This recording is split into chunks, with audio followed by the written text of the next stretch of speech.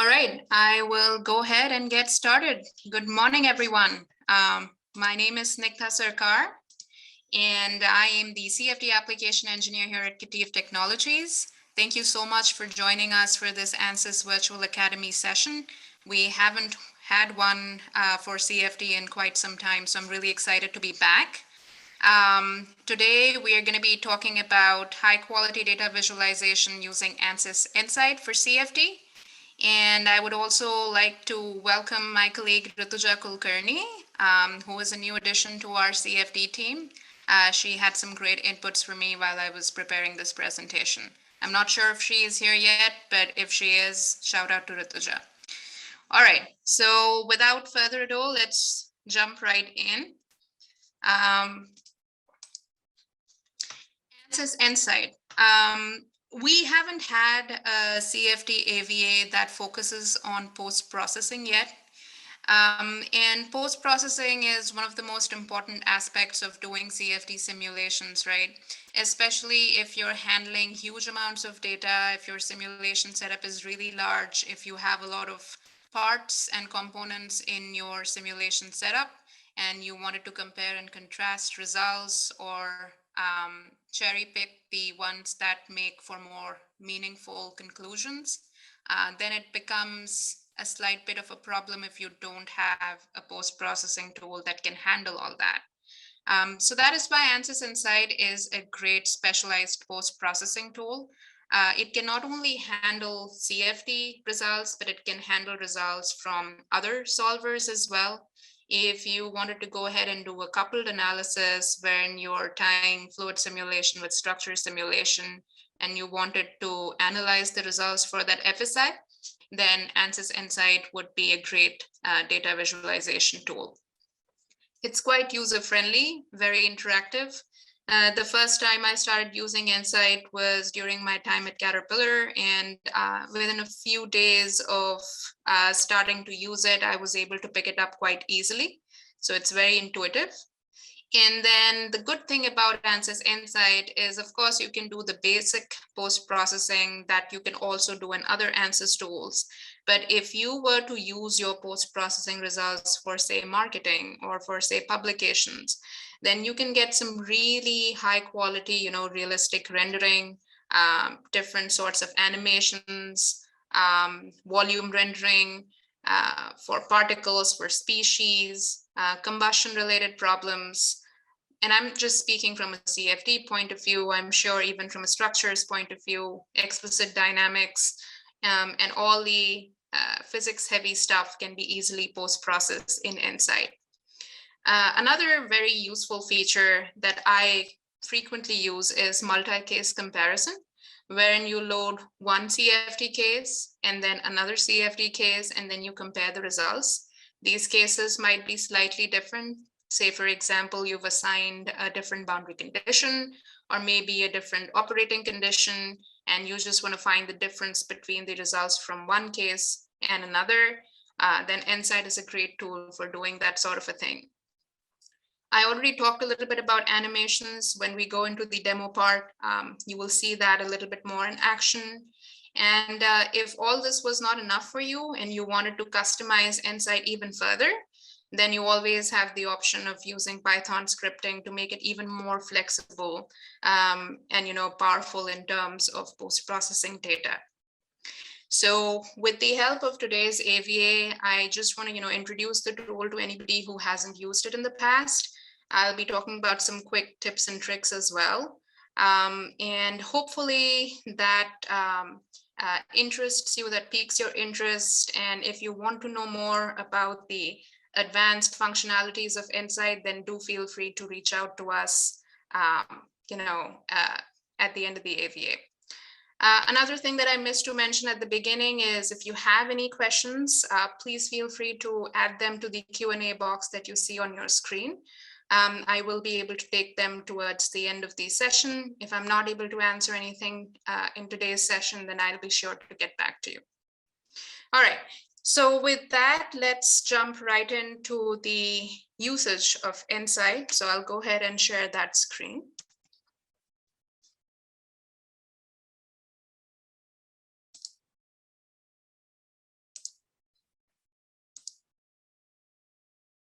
Okay.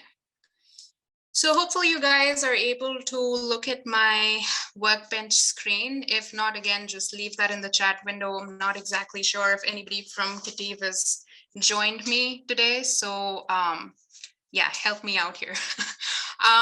So we're going to be looking at a couple of examples. I chose two different examples to post-process in EnSight. The first case is quite simple. It's a multi-phase simulation wherein we will be looking at volume fractions of a particular phase. And the other case that we're going to do is a conjugate heat transfer problem. Now, I have deliberately chosen a transient case to start off so that I can show you how you would go about exporting the data from Fluent to read into EnSight. Like I said earlier, EnSight is not just compatible with Fluent, it can be used with a multitude of tools inside Ansys. It is compatible with over 30 different data formats, so that makes it really multi-purpose. So even before we go to EnSight, let's go ahead and see what do we have to do on the Fluent side of things to get started with EnSight. So I'll just go ahead and start my multi-phase Fluent case over here.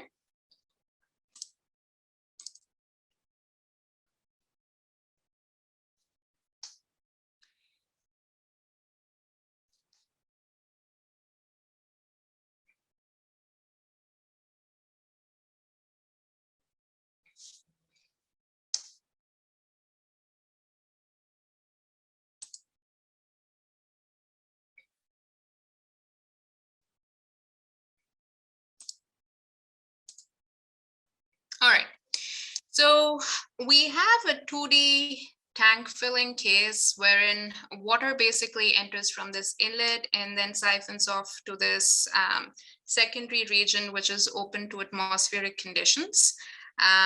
It is also open to the atmosphere at the top over here. I think I have shared the CFD example in the past as well. Nothing too fancy, it's a standard VOF simulation. The idea is to set up a transient case and export the solution at different time steps so that we can later on post-process this in Ansys EnSight. So you go about setting up the simulation the way you would for any CFD case. This is a transient case, gravity is on, multi-phase is on, and then you have some inlets and outlets under boundary conditions. So nothing to be done on this front. The only thing that you have to keep in mind when we post-process this in EnSight is to make sure that we select the frequency at which the data is exported to EnSight, this being a transient case. So what you would do is you would go to calculation activities over here, and I already have an automatic export set up for this particular example. But usually when we're doing a transient simulation, a lot of us might already autosave our simulations after, say, 10 time steps, 20 time steps. So you have to do something similar for EnSight as well. You would simply click on Create, Solution Data Export, and then assign a name of your liking. And then under file type, you can go ahead and choose the data format that you want to export to EnSight. You can choose CDAT if that is more to your preference, because I know a lot of people use CDAT for CFD post. But if you didn't want to choose CDAT, you could also go ahead and choose EnSight Case Code. The difference between these two data formats is that there are some functionalities that are present with EnSight case code format that might not be present for CDAT, but for most intents and purposes, CDAT works just fine. In fact, for this example, I did export the CDAT case, and then the second example that we are going to do will choose an EnSight case. All right. So you will simply go ahead and choose CDAT for CFD post and EnSight. And then all cell zones are automatically selected by default. The interior surfaces are not. So for example, if you had an interior zone which shows up in your Fluent boundary conditions, that may not be selected by default. If you wanted to go ahead and choose it, you could. And then over here on the right, you have all the quantities that you would be exporting. Now, keep in mind, EnSight data files can get really big, just like Fluent data files. So if you're only going to be working with a few variables, then it might be more prudent to select just those variables from this quantity list. So for example, if I'm only going to be working with pressure, I could just choose the static pressure and the dynamic pressure. But usually for my CFD post-processing, I'll definitely export pressure, density, velocity, temperature, and in this case, even volume fraction, which is right here at the bottom. And then the other part is to ensure the frequency at which this data is being exported. So if you think that perhaps after every 20 time step, if you export the data, you would be able to visualize your results well, then you can enter that number over here. It's going to choose a file name, and then it's going to append the file name with the time step size, similar to what you would do with CFD post, right? It's a CDAT data. So nothing extraordinary over here. I'm not going to click OK because I already have a case over here. So what I did for this particular case was I gave it a new name, selected a couple of quantities over here, as you can see. And then I chose to export it after every 50 time steps.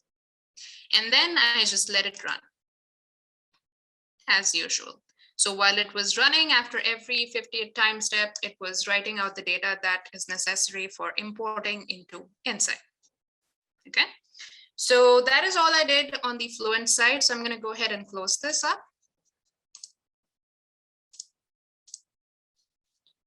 And we will go ahead and start EnSight. So let me actually go ahead and launch a new EnSight. Okay. I'll just double click on this guy.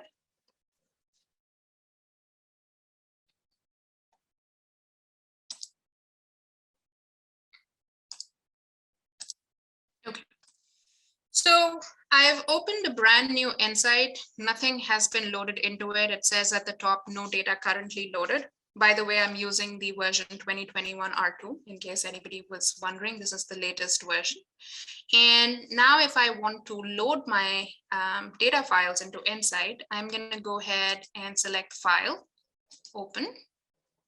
And I am going to go to the correct folder. And the reason why I'm opening EnSight within Workbench is because it's easier to locate that folder wherein you have your Fluent workflow, but you could also launch EnSight from a standalone start menu in a standalone session, right? And you'll see that there are a lot of files in this directory, right? I don't want to bother with so many files. So let me go ahead and set a filter. You will see some options here at the bottom. There's a simple interface, advanced interface, multiple file interface. I'm going to go ahead and choose the advanced interface. And then I'm going to choose a format for this import, which in this case will be Fluent, right? So when you choose Fluent, there will be some comments automatically populated in this field here.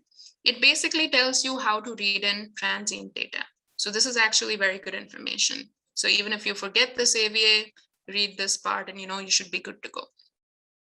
So you'll see two fields here. One is the .case file, and then the second part is .cdat file or DAT file. Now, keep in mind, you can read in a Fluent case and data file as it is into EnSight, right? So you don't even need to rely on CDAT or EnSight case code. The reason why I prefer CDAT or EnSight case code is with direct Fluent case and data files, sometimes it's a little bit more time consuming to do the analysis in EnSight because of the data format. EnSight case code is the most attuned to EnSight operations, so it works better. So I'm going to go ahead and choose this first time step over here, which has been appended with 50. This is not exactly the first time step. This is the first export after the 50th time step. So if I go ahead and choose that, you will notice that the CDAT field automatically populates, right? Now, if I go ahead and click on load all parts, it'll only load the data file for this 58 time step. And if that is what you want to do, say, for example, look at any one particular time step case and data file, then great, awesome. You can go ahead and do that. But if you wanted to look at the data file and the progression of results over time, meaning you would have to look at the 58th time step, then the 100th time step, then the 150th time step, then you would have to choose all the data files to be imported into EnSight, right? So what we do is we simply remove the appended time step and instead place an asterisk, which basically works like, your standard, I think DOS operations or what, but basically it skims through your directory and picks up all the data files that have a similar prefix, but just different time steps. So I'm going to go ahead and hit load all parts. And you will notice that the file that I had in Fluent now gets imported into EnSight. So a few things about the interface right off the bat. Because this is a transient case, and because we loaded all those data parts, you'll automatically see a widget here at the top, which is the solution time widget. And I'll talk about this a little bit more in detail when we talk about animations. The second thing that you will see is a parts list. So whatever boundaries, zones you had in your Fluent setup, those show up over here. And those show up under case 1. Remember, I told you guys that you could do case comparisons in EnSight. So if you, for example, had another case loaded into EnSight that you wanted to compare to the first one, then that would come under case 2. Okay, so this is just case 1, and it has all the boundaries and zones imported from Fluent.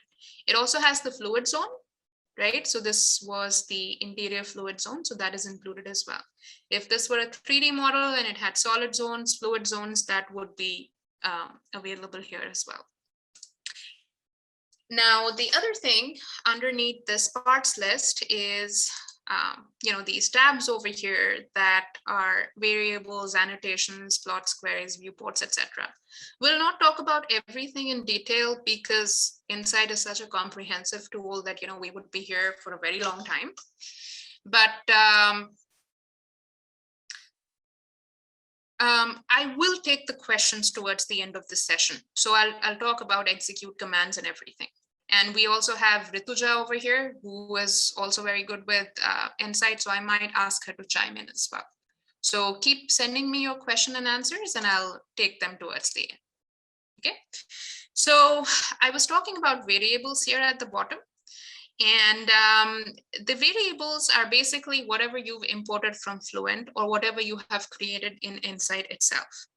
So if I go ahead and expand these scalars, you will see that these were the variables that I selected from the list of quantities exported from Fluent. Okay. Now, all of them show up as gray because they're not activated yet. They are there in the system, but they haven't been loaded yet. So if I wanted to go ahead and activate something, say, for example, if I wanted to activate the pressure, I could go ahead and just do that. And you will see that immediately the units show up, the range shows up, which is the minimum and maximum in the domain. And then it also has some other columns that tell us whether it's at the element center or whether it is at a node. Now, these are all the scalar variables. You also have velocity vectors over here. All right. And then if you had any constants in your simulation, that show up under this list. Now, because this is a transient simulation, I do want to point out that you also have the analysis time over here. So if I were to go ahead and click it and then drag and drop it over here on the white space, it'll show you the analysis time for the last time step.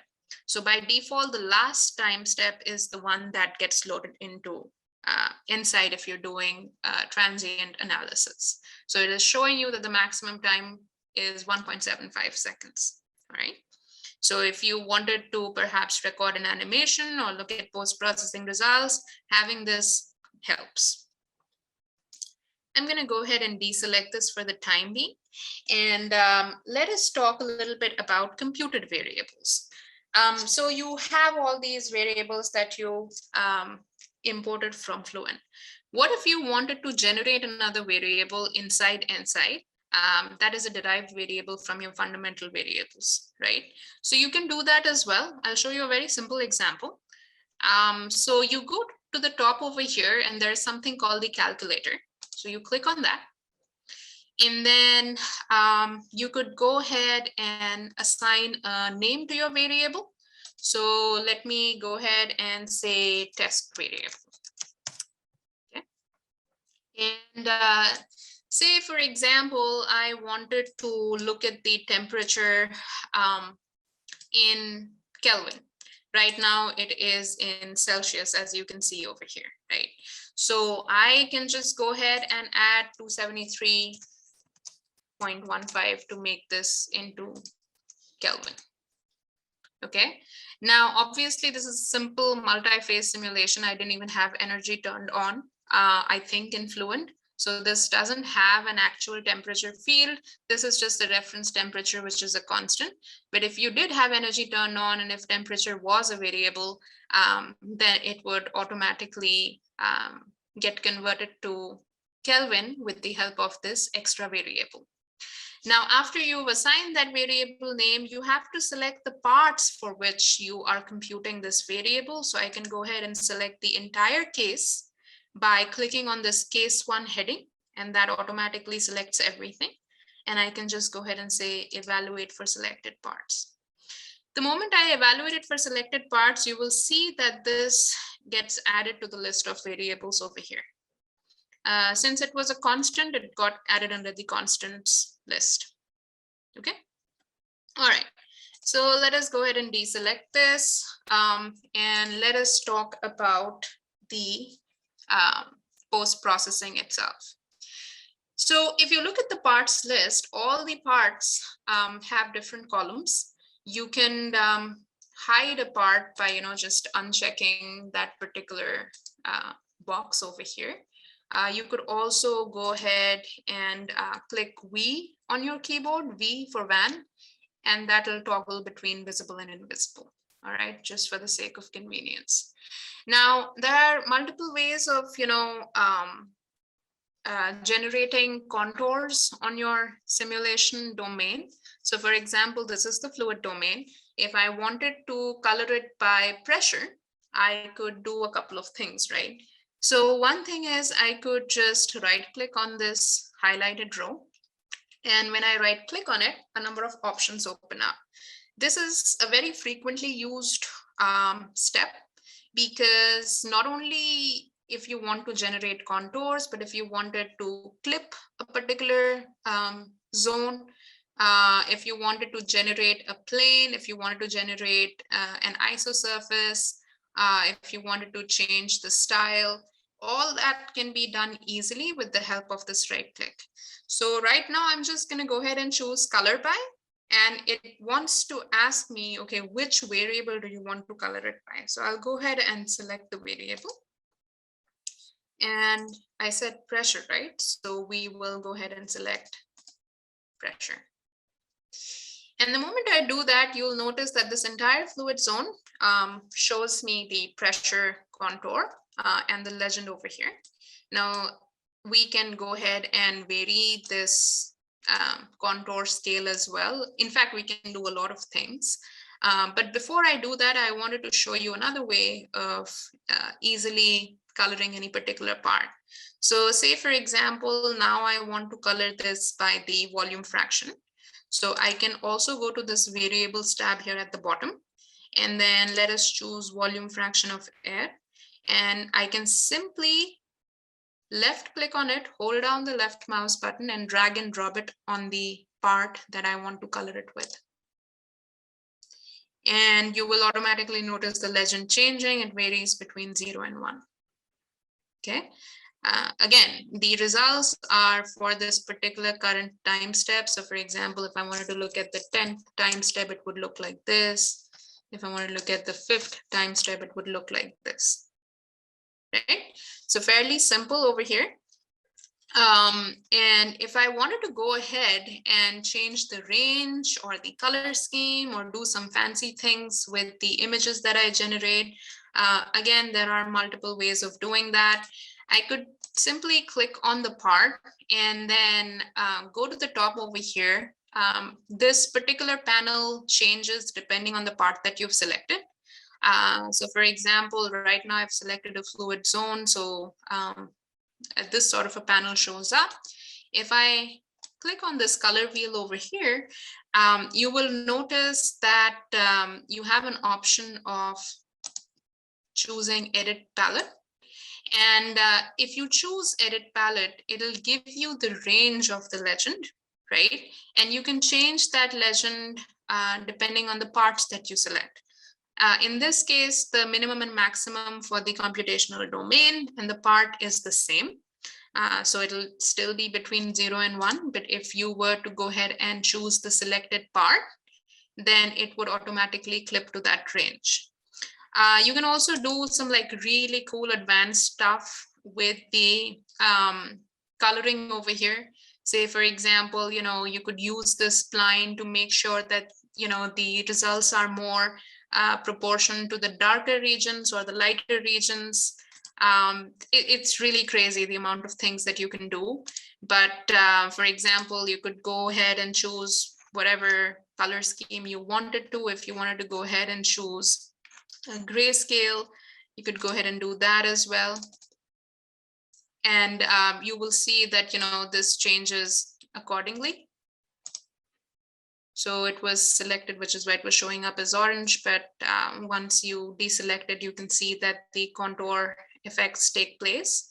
And then you could also go ahead and choose some other options as well if you wanted to do that. So that is one way of changing the palette. You could also go ahead and change the opacity if you wanted to. So for example, you could make it less opaque, and all that can be done inside this color scheme, color wheel over here at the top.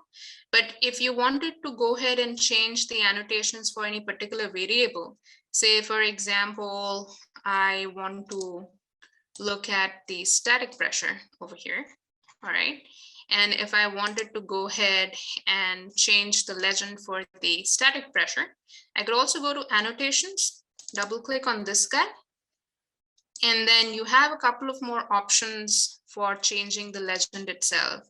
Say, for example, if you wanted to change the format of the numbers, you could switch from exponential to floating point and then select the decimal points available, right? And then you could also go ahead and change the title of this legend. You could go ahead and change the font if you wanted to. So all that is easily available to you. And like in the previous case, you could also go ahead and edit the palette from this option over here. All right. So that is what I wanted to cover on the palette scheme. Now let us talk a little bit about animations, because it'll be simpler to explain this with a 2D example. We have a transient case. We want to see how the result is progressing over time, right? So remember I told you about the solution time widget here at the top. What does it do? If I go ahead and just play this, you will notice how the variables are changing with respect to time. And you will see that the time steps are changing accordingly. This is the simplest form of animation that you can generate in EnSight. If you wanted to go ahead and export this animation, you could simply go to File, Export, Animation, and then only the solution time animation is available for this EnSight case right now. You could check play and reset, which means it'll automatically reset once the once the animation is done. You could put a file name. Say my file name is solution time. And then I can hit OK. And it saves an AVI file in your user files directory. So this is going to be saved in your user file directory. So you'll see that this is under user files. All right. And this was simple, but obviously, we can do such simple things in Fluent itself. There's no need to, come to EnSight for that. So what else can we do with animations, right? So there are some other ways of generating animations called the flipbook animation and the keyframe animation. Flipbook animation is when you've done a lot of post-processing for your case, right? You've created a lot of clips, you've created a lot of contours, and now every time EnSight has to generate an animation, it has to repeat that entire set of post-processing steps for each and every time step data. Now that can become tedious, that can become very time-consuming and jarring. So to get around that problem, instead of using solution time animation, you can use something called the flipbook animation. We're not going to be looking at flipbook animation today because it's the more intermediate case. But if you wanted to, get around the time taken to output some of the results, then flipbook animation is the way to go. But what we will be looking at is the keyframe animation. Now, the keyframe animation is this icon over here at the top, right next to flipbook. And this is one of the most advanced forms of animations that you can get out of EnSight. Why? Because it gives you a lot of flexibility with, controlling speed of your simulation, controlling the keyframes of your simulation, where to start, where to end, how do you want it to vary. And this is not just restricted to the transient nature of the problem. Actually, let me show you so that you'll understand a little bit better. So for example, I generated an AVI file that goes really fast, right? I want to control the speed of the simulation. How do I go about do that? So let me go ahead and generate a keyframe animation over here. The moment you select this, along with the solution time widget, there's a keyframe widget that becomes visible here at the top. Okay. Now, if, for example, so let me go back to the start time. This is where it's starting from, right? So if, for example, I wanted to start it at the beginning and end it at the last time step, then this starting point will become my first keyframe, right? So I'll go ahead and check keyframing. And I will go ahead and check transient data settings because it has to use transient data. I'll go ahead and check this. And I'll go ahead and do create. Okay, so it has created one keyframe, which is my starting point. Now I want to make sure that I'm ending it at my last time step. So I'll go ahead and put down 13. The moment I do 13, this contour changes because the pressure looks different at the 13th. I keep saying time step, but the 13th time we are exporting it out, right? So this is my endpoint. So I'll go ahead and create another keyframe. Okay. See, now if I go to the keyframe widget, you will notice that it is active. It is not gray anymore. The reason is because now it has at least 2 points to denote the start and end of my animation. All right. So if I want to go ahead and vary the speed of the animation, I can simply click on speed and actions. And it says, hey, how many subframes do I want from my first keyframe to my second keyframe? So right now the default is 12. Let me go ahead and increase it to 50. Okay. And now let me go ahead and play this. So do you see how the speed of my animation reduced? When I was doing it in solution time animation, I wasn't able to control the speed. But with this guy, with keyframe animation, I can go ahead and do this. All right. Now, the other thing is that you don't have to limit yourself to transient data, right? I told you that you can also navigate in your user window and use keyframe animations to record that sort of an action. So what I do is, let me go ahead and delete the earlier keyframe animation. So I'm going to delete it back to the 0th keyframe. A good way to check that it has been deleted is that this should again be gray. So this is again gray. I don't have any keyframes anymore. Let me go back to my first time step. It doesn't matter. It depends on wherever you want to focus your attention, right? So this is my first time step over here. Let me again go ahead and create a keyframe. But this time I don't want it to be transient. I just want to do something else, which you'll see in just a minute. Right. So I will go ahead and create a keyframe. This is my starting point. Okay. And then I will go ahead and zoom in to this particular region over here. Okay, I want to see this region in more detail. So I'll go ahead and generate my second keyframe. Okay, and then again for speed and actions, let me go ahead and make this 100. So I'm adding 100 subframes from step 1 to step 2. Now if I go ahead and play this animation, do you see how the animation is not telling me the transient data, but just focusing in on any one particular region? So if I wanted to go ahead and maneuver around my model, say you're working with a lot of components, this would be a good way to, zoom in, zoom out of locations, change quantities, and even couple this with the transient progression of results if you wanted to. And how do I export the keyframe animation? Same thing, go to File, go to Export, Animation. And instead of selecting solution time, go ahead and select keyframes and then do the same thing. And it'll again export a video out. All right. So that is what I wanted to cover on the animation part.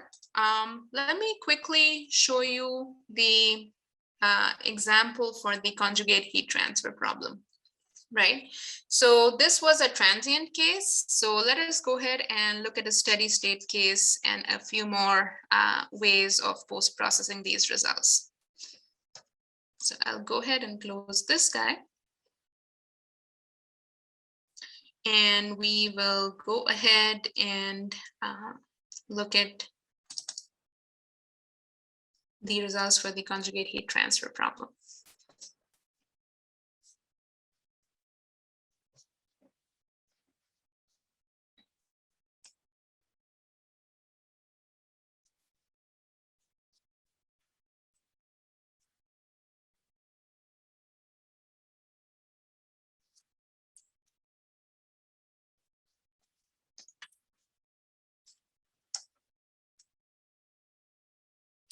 I think somebody had a question earlier about can results from mechanical be processed by EnSight? Yes, to the best of my knowledge, they can be, because I've seen an example of doing a coupled fluid solid interaction simulation in EnSight. In fact, that is what EnSight is good for, because usually when you are doing individual simulations in CFD and mechanical, you would be choosing any one platform for doing the post-processing. EnSight lets you do a lot of that together. So yeah, you could do that.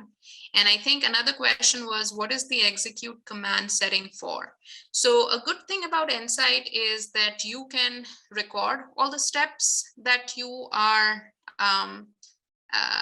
following in order to post-process your results, and then reload those same steps for another case, right? And you can do that in two ways. Somebody said, how do I save a file in EnSight?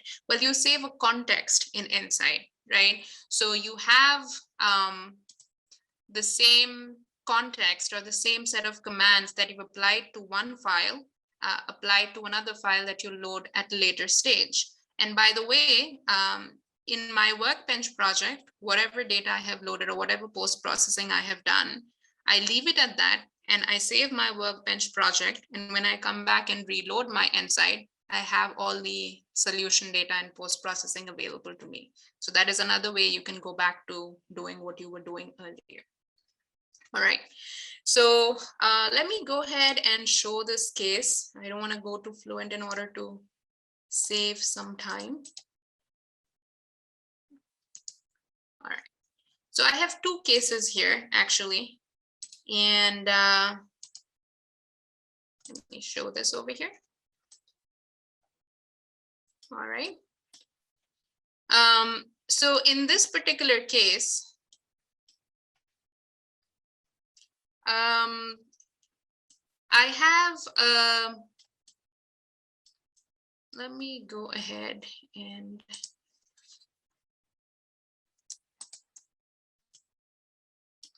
this is all colored by temperature, by the way. So let me go ahead and show you the individual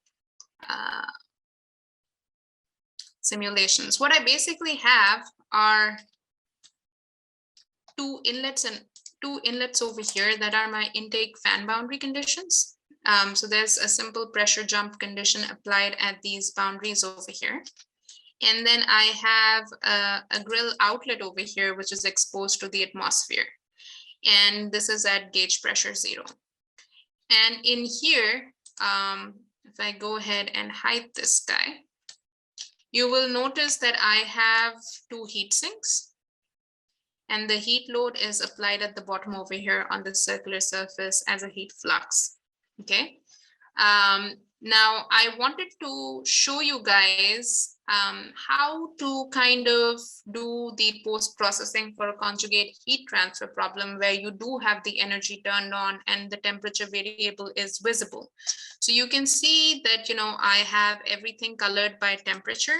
For example, an easy way to do this, instead of coloring by temperature, say I wanted to color by pressure, I could simply go ahead and drag and drop pressure from this list over here to the white space over here. And when I do that, everything automatically gets colored by pressure, the ones that are visible, okay? And if, for example, you wanted to individually color a part, then you could drag and drop that variable on that particular part, all right? So let me go back to temperature actually, so that this would be a little bit more visible over here. So these are the heat sinks. You can see how the heat is progressing through this heat sink, and it gets cooler as it goes to the top. I said that this is a steady state case, but you still see the solution time at the top over here. And that is because I had another case imported into it, which had particles in it. And the reason why I have this case is because I wanted to show how to export particles from Fluent into EnSight. So I will cover that in a little bit, but that case is transient, which is why you see the solution time over here. All right. So you have this case over here. All right. What if you wanted to go ahead and create a clip through this fluid domain, right? So you could go ahead and choose the fluid domain, which in this case is, I would say, the enclosure. And then I can go ahead and select, right click on it and select clips. And if you wanted to go ahead and create a clip in the Y direction, you simply go ahead and do that. The moment you create a clip, you will see another part getting populated in this parts list. All right. Now, if the part is selected, and this is a derived part, meaning it has been created from another part, then while it is selected, if you scroll in the list, you'll see a P indicated against the parent part. This is very important when you're doing advanced level post-processing in EnSight, because depending on the properties of the parent part, your derived part changes. So for example, if this was not a 3D enclosure, but say a 2D surface, and I would have created a clip out of it, it wouldn't be a 2D plane, it would be a 1D line.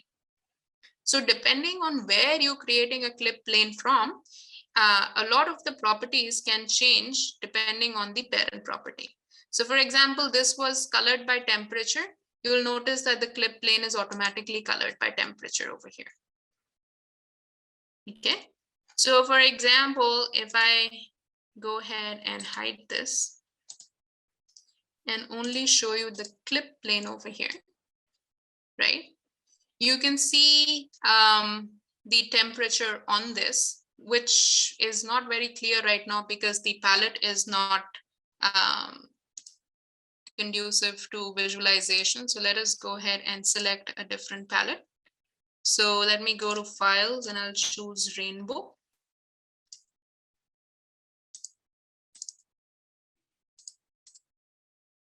Okay, so now this looks to be a little bit more familiar with what we usually use. All right, now this clip can later on be colored by pressure.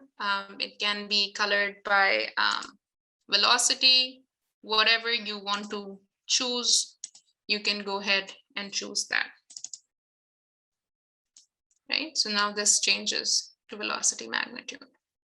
All right, now you have one clip plane over here. If I wanted to perhaps compare this case to another case that I've loaded, because that is one of the beauties of EnSight, right? You can do comparisons. And admittedly, this case and this case, you know, they're similar, they're not very different. But if I wanted to go ahead and choose this case too for comparison, I could go ahead and do that as well. So say, for example, I go ahead and I create another viewport, right? So say I go ahead and click new. This viewport is in addition to the main viewport, which is this guy over here, whatever we were using till now. All right. Now in this viewport, you will by default see the same component loaded as is loaded in your main viewport. This might be important if you're trying to isolate certain parts and do localized post-processing on them, or if you're trying to compare one case with another. Viewports help in splitting your graphics window to do side-by-side comparisons.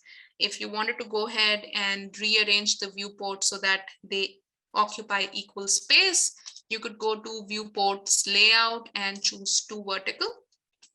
And that would give you these two planes in these two viewports. All right.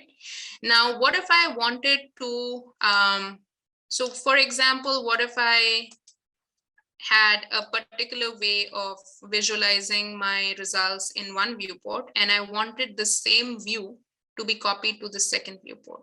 So I can right click on this white space over here. I could choose copy transform and I could come to this other viewport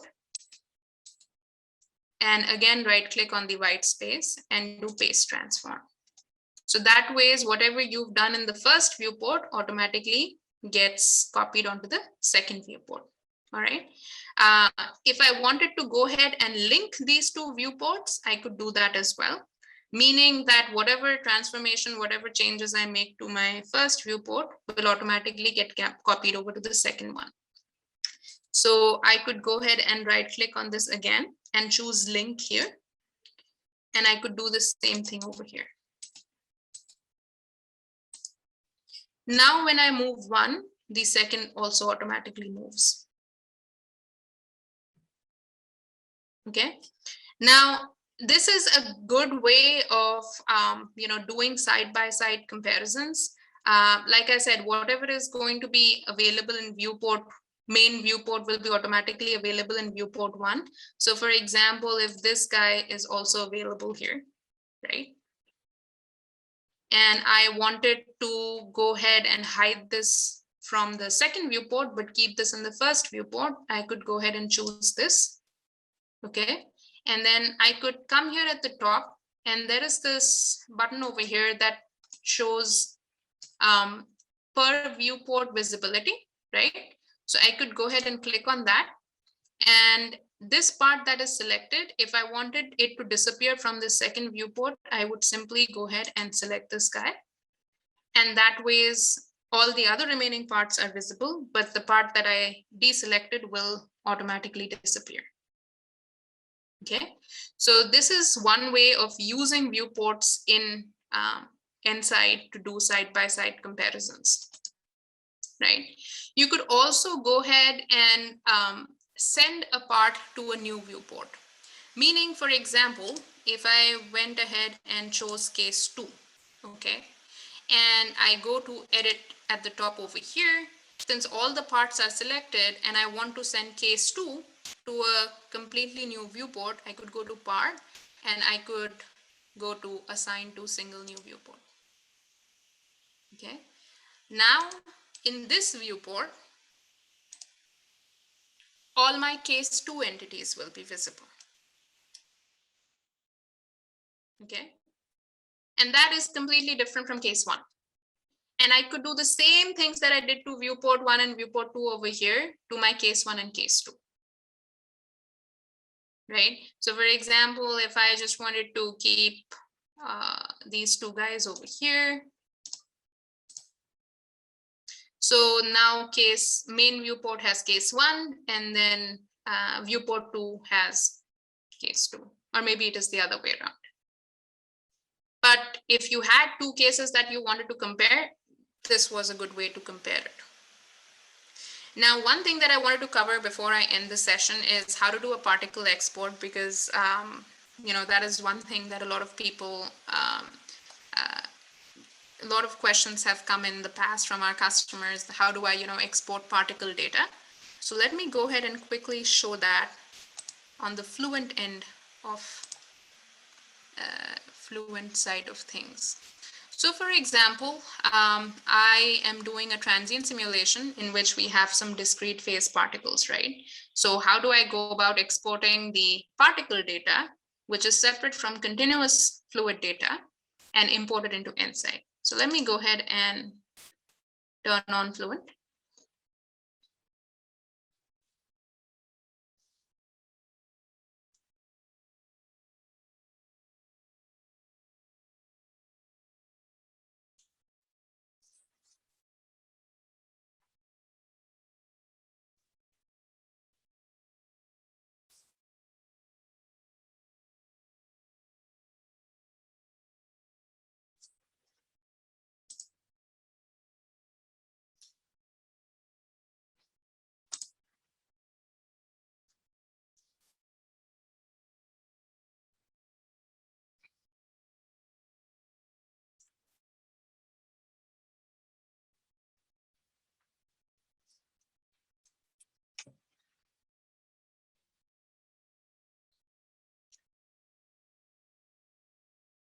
So this was the same case that I was just showing you guys.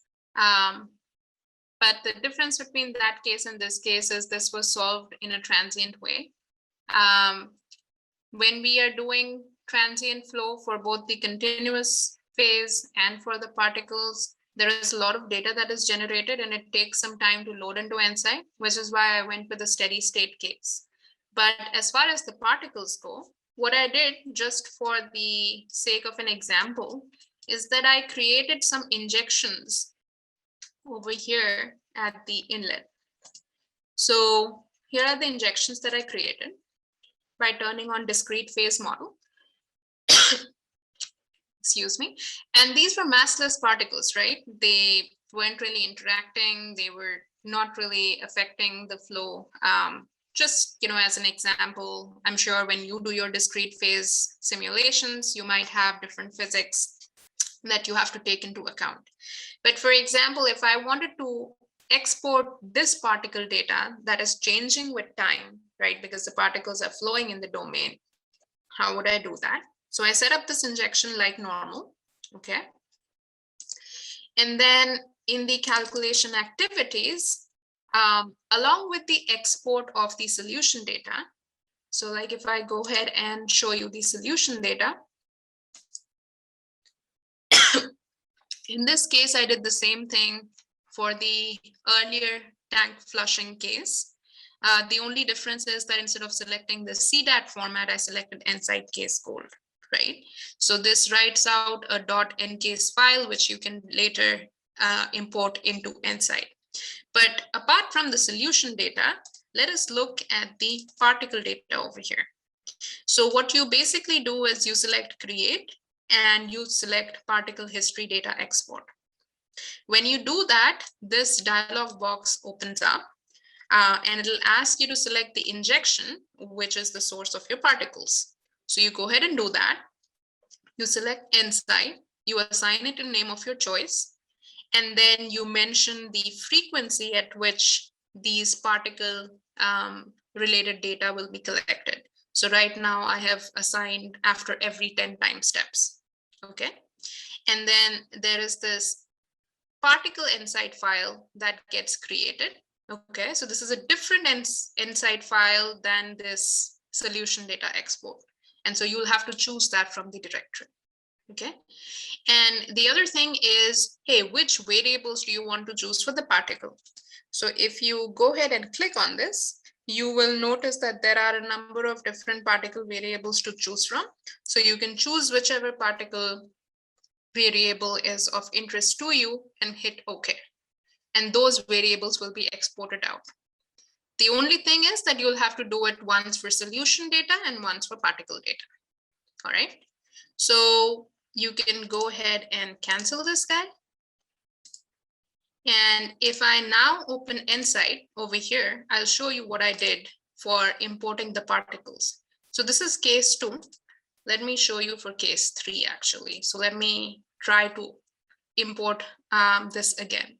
So you go to File, then you click on Open. And it says, hey, do you want to keep the currently loaded data or do you want to replace it? Right? So if you want to compare 2 cases or load additional data, select Keep Currently Loaded Data. Since we already have 2 cases, this third case that we will read in already gets the name case 3. Okay. And then we can go ahead and choose link operations for all cases, meaning if your case is the same, the geometry doesn't change, the mesh doesn't change, the variables don't change, at least the ones that you import from Fluent, then you can go ahead and link all the operations for all cases. But in this case, I'm not going to do that because one was transient and one was steady, so it can confuse EnSight. So I'm going to go ahead and do OK. And it'll open up the directory where you have all this simulation result, right? So if you scroll in this particular directory, you will notice that there is a separate encase file for particles. There is the original particle file, and then there is the final particle file. Original meaning beginning of the simulation, end of the simulation. So you can go ahead and choose the new encase file, and it automatically gets appended with new. So you would know which one is the newer one. And then you import that in. Once you import that in, you will see that because it was transient in nature, this widget shows up. And let me go ahead and hide the other cases so that it is clear. And let me only show you case 3. Okay. So in this particular case, if I go ahead and expand this guy, let me hide everything and only choose the particles and the inlet and outlet. Sorry, the 2 inlets.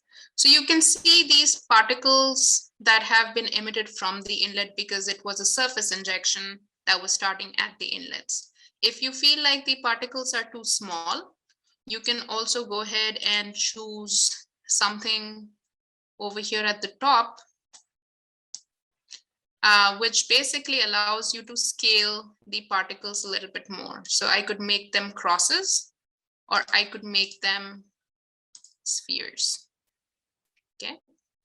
And if I go ahead and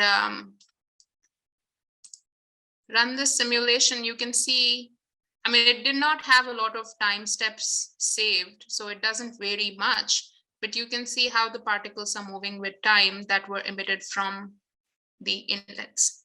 Now, keep in mind, this is just the particle data. It doesn't have any continuous flow variables. If you wanted to also look at the air domain or the continuous flow domain, then you would have to load the solution data. So remember, in Fluent, we had exported both the solution data and the particle data. So both have to be loaded into EnSight in order to view everything together. All right.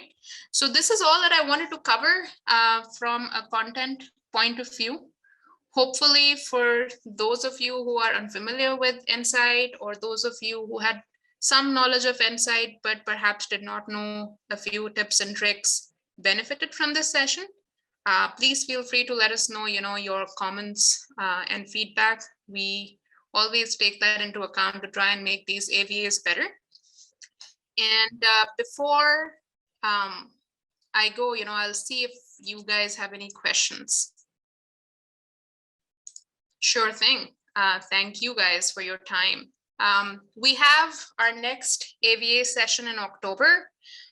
It's going to be Intro to Composites in Ansys Mechanical, and it's going to be hosted by our simulation lead, Pedro Chu. So stay tuned for that. It's going to be a good one. And as always, please feel free to leave your comments and feedback. Thank you so much. I don't see any more questions, so I'll go ahead and end the session. You guys have a good one.